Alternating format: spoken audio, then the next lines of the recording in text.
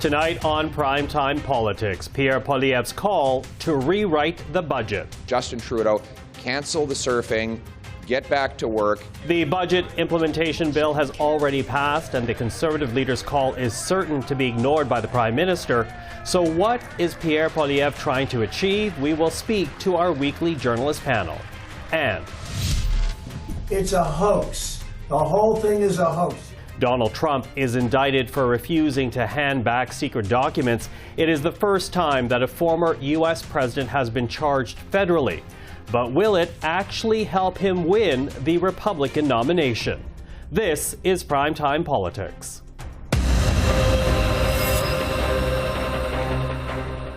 Hello, I'm Michael Serapio.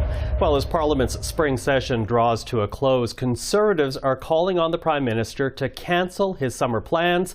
Pierre Poilievre saying his caucus is willing to work through June and beyond in order to get a balanced budget instead of the Liberal budget that passed in the House earlier this week.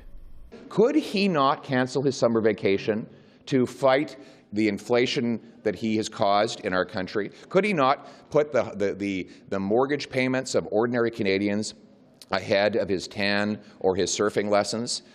Well, to talk about this and the week that was in Ottawa, we're now joined by our journalist panel. Tonda MacCharles is the Ottawa Bureau Chief for the Toronto Star. Joël-Denis Bellavance is the Ottawa Bureau Chief for La Presse. And Robert Fife is the Ottawa Bureau Chief for the Globe and Mail. I'm the only one that's not a Bureau Chief, but welcome to the three of you. Good to see you, Michael.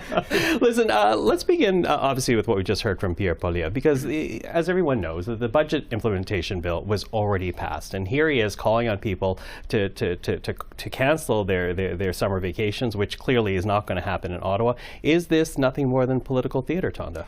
Well, yes, it is political theater, and that's, you know, in part of the politician's job, isn't it, to draw attention. It's smart in one sense that it gets the Conservatives back on a message that's a strong message for them, which is the focus on the economy and the impact on households. But you know, whether it was constructive political theater, I think that's arguable. I don't think that Mr. Poilievre, in his nearly 4 hours of being on his feet for the Pierre Poilievre show, otherwise known as the filibuster attempt. Well, it wasn't even a filibuster because the debate had already been limited. So it didn't advance constructive policy or change because the 900 amendments that the party had wanted to bring in simply deleted every clause in the budget bill. So yes, theater. But I would say, look, I mean, Mr. Poilievre has a knack for communications, and to see him stand on his feet for those 4 hours, well, you know, that's something. I mean, if the politics gig doesn't work out for him, he could probably host a show on the YouTube. He's got the gift of gab. Toastmasters. But no, it is part of the job to do whatever procedural trick you have in your toolbox to use it. But in this case, this late in the session, it shows that they've spent so many weeks on foreign interference that they've actually neglected one of their best issues. Mm-hmm. But one of the best issues, the economy. And, you know, Bob, that makes me wonder about how the Liberals are being viewed right now. When it comes to economic performance, are they vulnerable? Well, they're very vulnerable. All the polls show that cost of living is the #1 concern of Canadians. There was an Abacus poll that had at 78% of Canadians are very worried about high interest rates and inflation. And they see the Conservatives as being a better vehicle for handling this. I think it was something like 31% of people compared to 17% for the Liberals and 16% for the NDP. So this is a really good vehicle for the Poilievre Conservatives to run on over the summer months. They got a little bit sidetracked, not just on Chinese interference, but there was a series of announcements on EI battery plants and electric vehicle plants that, although costing a lot of money, some of these plants were they're all in southern Ontario and some in Quebec, but they were also in areas where the Conservatives held some seats and they want to win some seats. So they're really handcuffed and not being able to criticize that. So they kind of switched over to Chinese foreign interference, which, although important in our democracy, does not translate into votes. So They moved now into, with the Bank of Canada rate going up, they moved into the economy is where they should be, because that is the #1 concern of Canadians. Yeah, although, you raise EV battery plants, and that makes me wonder about the Liberal budget that is, because to stand against that budget is to also make an argument against things like more money for health care, dental care, green investments for future jobs. So if that's the case, what exactly is Pierre Poilievre suggesting as an alternative to that? That's the big question we keep asking Mr. Poilievre, and we haven't had any precise answers on that front. So he still has some work to do. And he was told when there was a conference of Conservatives in Ottawa a couple of months ago by Stephen Harper, do not divulge or release your platform yet. Wait until the election campaign. And I think that's the strategy that he's following, because it was a winning strategy for Mr. Harper himself. But for sure, I want to come back to what Mr. Poilievre did this week. I think it's part of the political marketing that he's trying to do, bring back the Conservatives to where they're strong, the economy and all that. And also, I think he did, maybe it was a stunt, but I think he did score some political points in the sense that he's talking to people when he talks about mortgages. And the Liberals answer to those problems that, hey, listen, we've got the lowest GDP debt ratio of all the countries. Well, how does that help the little people trying to pay the bills? It doesn't help. So I think the Liberals will have to adjust their economic communications, because Mr. Poilievre is talking to people. They are talking to academics, the Liberals. Yeah, well, certainly as this issue comes back for the Conservatives, it makes me think about his very first speech when he won the leadership, just how strong a communicative message that was, and just how much immediate resonance that had, only to switch to another topic. But for now, thank you very much for this. Bob Fife, Tonda MacCharles, Joël-Denis Bellavance. Thank you. Well, by now, many people around the world are aware that Donald Trump, the former U.S. president, was indicted Thursday night, facing 38 charges that include making false statements, obstructing justice, and violating the U.S. Espionage Act. Now, this is the first time a former U.S. president has ever faced federal charges, the second time Donald Trump has been indicted on criminal charges, not to mention the extraordinary moment of a former U.S. president being prosecuted by the administration of the man who defeated him. I'm an innocent man. I'm an innocent person. They had the Mueller hoax, the Mueller report, and that came out. No collusion after 2.5 years. That was set up by Hillary Clinton and Democrats. But this is what they do. This is what they do so well. It's a hoax. The whole thing is a hoax. Just like Russia, just like the fake dossier was a hoax. You saw the Durham report. You saw the Mueller report. It was all a big hoax. You had 2 impeachments, and they lost and we won. And we had tremendous support. But that was a hoax and a scam. And now they're doing it again. It's just a continuation, 7 years, even after I'm out. But it's called election interference. They're trying to destroy a reputation so they can win an election. That's just as bad as doing any of the other things that have been done over the last number of years, and especially during the 2020 election. So I just want to tell you, I'm an innocent man. I did nothing wrong. Well, with more, we're now joined by David Levinthal, editor-in-chief of Raw Story. Dave, good to see you. Good to see you, Michael.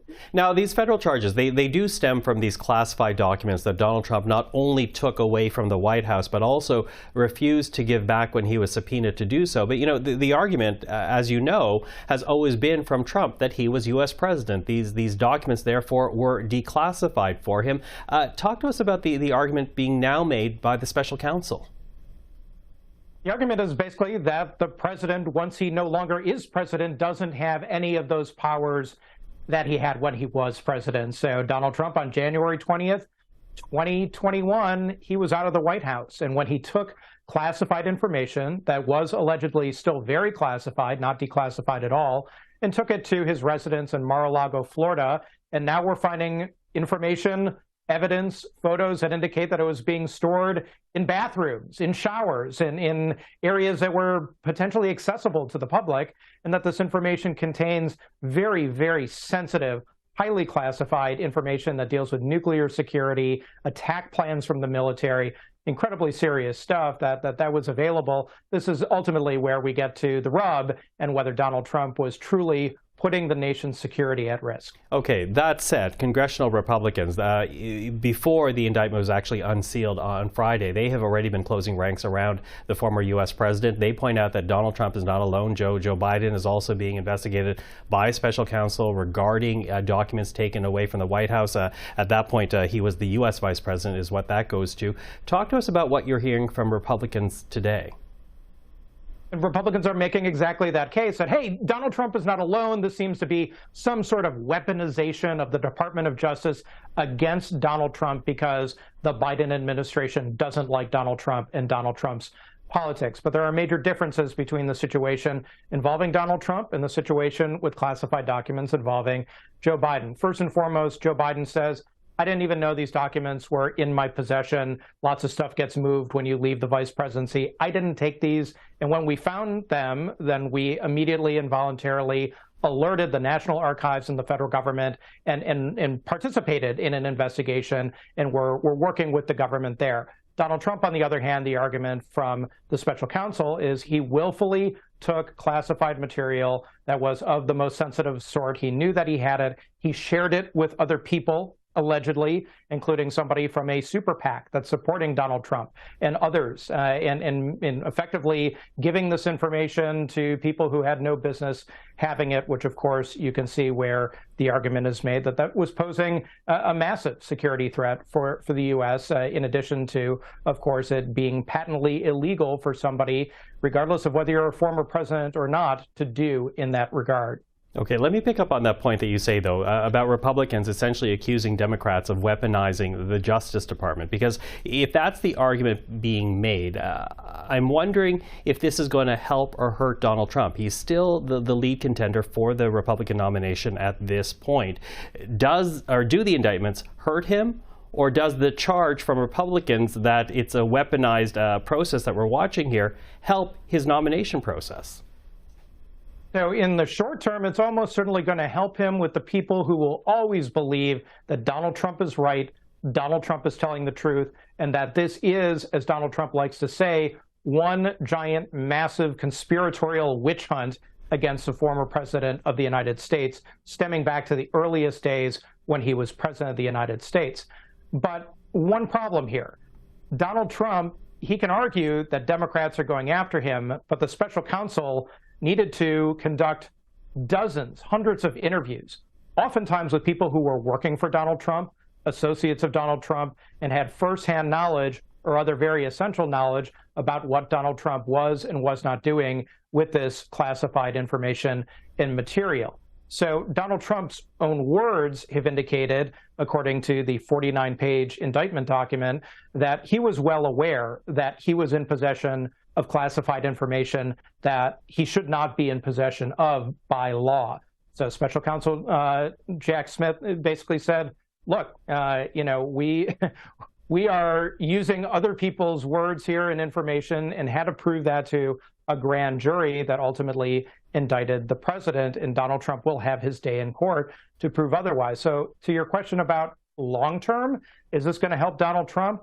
Well, he's got 12 other opponents running against him for the Republican nomination. He doesn't have just Joe Biden and the Democrats to worry about. He has a political massive issue here because he has to run a campaign if he continues to run for president of the United States, as ostensibly he is going to continue to do. Okay, he has a campaign to run, but talk to us about the penalty here. Well, what kind of penalty does Donald Trump actually face if he's found guilty of, forget about the Manhattan charges, but these federal charges, again, 38 counts. What is the time that he's potentially looking at?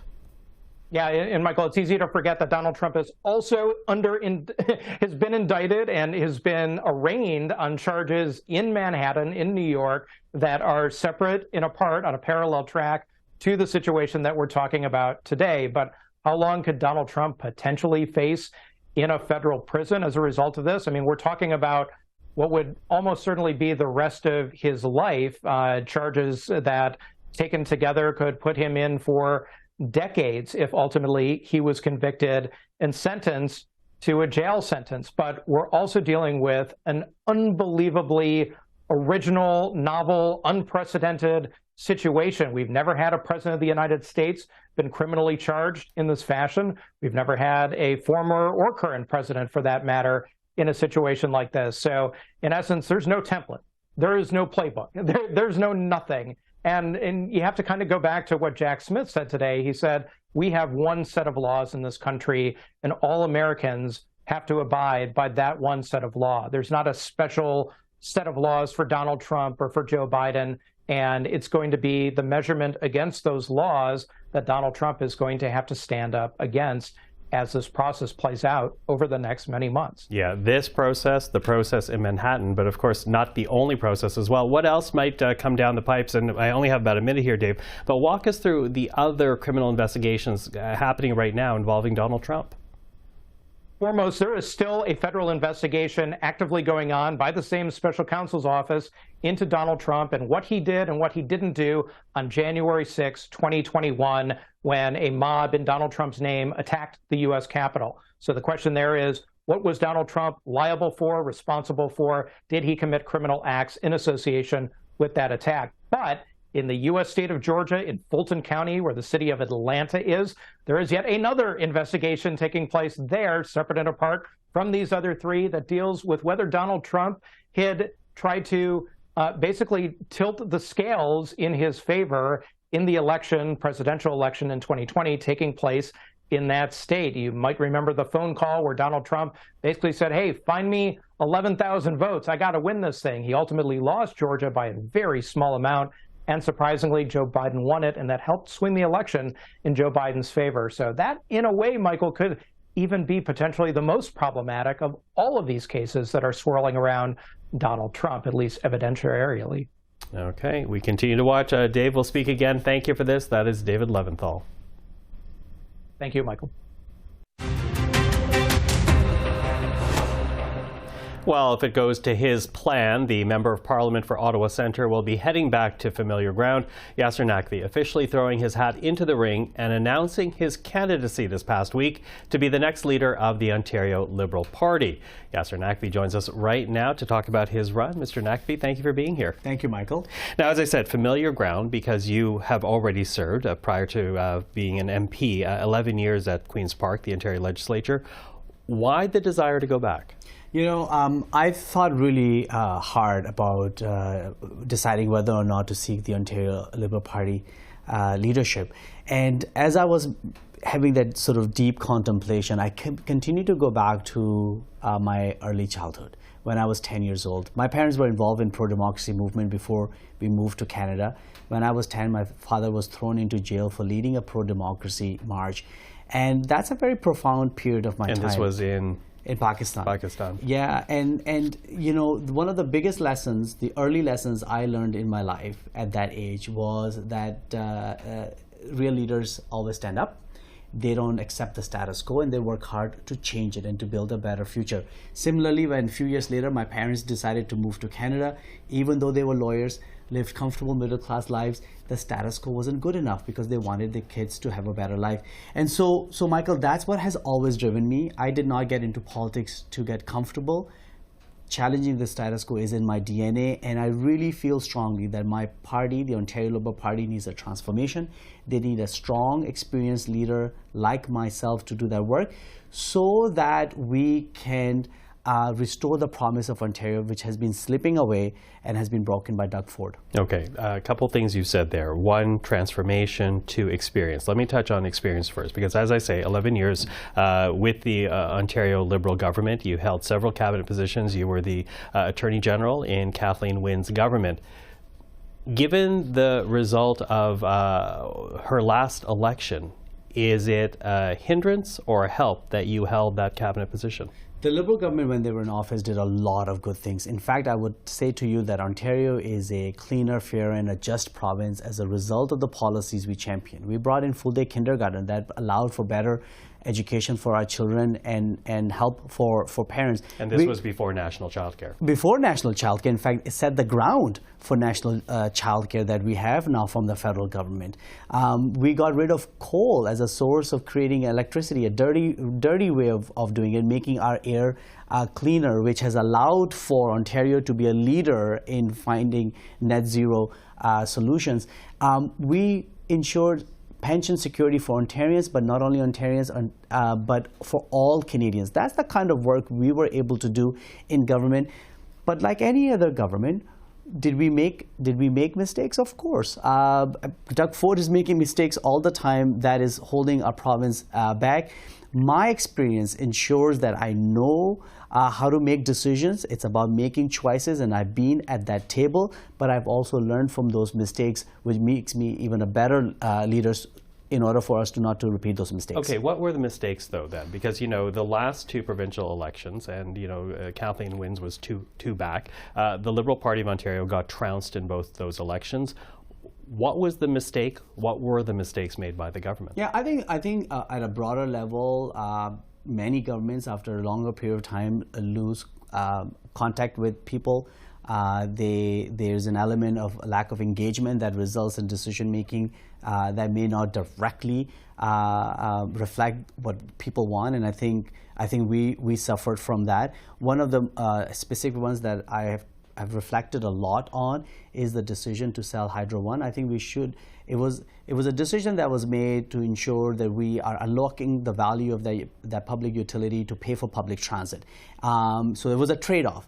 But I think we should have engaged Ontarians better. We should have heard of their views more to understand that they understand the options that were available to us at that time. And if you look in hindsight, the amount of electrification that we need to do in order to build a cleaner grid, in order to really make sure that we achieve net zero targets, that we probably would have made a different decision than what we did back then. Mm-hmm. And hydro rates, because that was certainly a lingering issue and still is for many people. And you talk to them about the Ontario Liberal past government. Yeah, I mean, look, the Ontario Liberal government made a lot of investment to make sure that our grid is up to standard. That allows us to get rid of coal. That allows us to have a more cleaner electricity system, the kind of system that rest of Canada is looking at with envy and trying to copy. But of course, there was cost associated with it. We should have been more mindful of that and find ways to ensure that we provide reliefs for Ontarians. And these are the kind of things that I've learned from, and I think makes me a far more effective leader. So that goes to the transformation that you're talking about. There are only 7 Liberals in the provincial legislature right now. Beyond building that, and of course that goes to electoral win, how do you build the party at the ground level? Because that too seems a bit scattered from when you were in power last. Well, that's the big transformation piece, and you need a leader who actually has the experience in building the party. I've served as the president of the Ontario Liberal Party. I've traveled this province. I know a lot of the activists who we are re-engaging, who've kind of walked away from the party because they were sensing that the purpose was missing, to recreate that purpose. But here's my focus, Michael. I want to build a big tent, an inclusive party, a party that is really reflective of all Ontarians, not a party that is just focused on 416 and 613 area codes, but a party that is strong in all 124 ridings. What are the issues, though? And I'm sorry, I'm quickly losing time here, but what are the issues that would lead to change? Because Doug Ford still enjoys, and his PC party still enjoys a high level of support in Ontario. Liberal Party's strength has always been a practical party that really focuses on making people's lives easier to live. I'm a practical Liberal, and I've always have focused on how do we put ourselves on the center of where Ontarians are. Right now, people are struggling. I continue to hear from people who families struggling to find a family doctor or nurse, or kids struggling in overcrowded classrooms, or young people working 2 or 3 jobs and struggling to pay rent and groceries. We need to come up with practical solutions so that we can help them with these struggles and live a better life, to unleash their potential so that they can help build this province and restore the promise of Ontario. Yasir Naqvi, thank you for the time today. Thank you. Well, a closing note as we end today's program. Alberta's Premier has a new cabinet in place, this after last month's provincial election. Bill 1 of our new government will slam the door on personal and corporate tax increases and a sales tax unless Albertans say otherwise in a referendum. We will also continue to build partnerships and agreements with the Indigenous peoples of our province so they can more fully realize their goals and take their rightful place in Alberta's economy and society. And most of all, we will vigorously and firmly defend our province from disastrous federal policies that would devastate tens of thousands of hardworking families.